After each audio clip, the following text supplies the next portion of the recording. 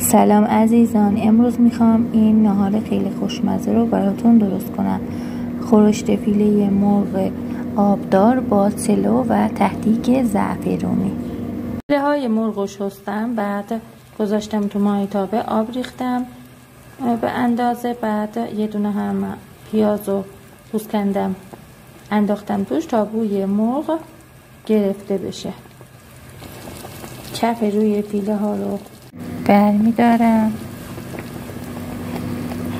ادویه هم که شامل فلفل و نمک و زردچوبه و زنجبیل و آویشنه میریزم تو فیله مرغام، بعد هم میزنم. بعد ریختن ادویه ها درشو میبندم، حرارتم کم میکنم، میذارم 1 ساعت بپزه. برنجمو که قبلا 2 ساعت پیش کرده بودم قشنگ آب کشی کردم، بعد توی گابلمه روغن و زعفران ریختم و سیب زمینی هایی که وریدی کرده بودم و تهش چیدم، بعد برنجمو میریزم روش.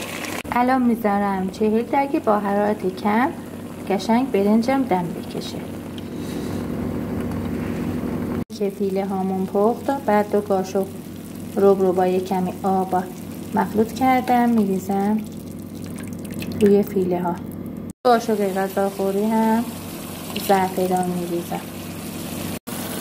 بعد اینکه یکم سوزش غلیظ شد و خورشت ما آماده است، من خورشتم رو با برنج سرو میکنم.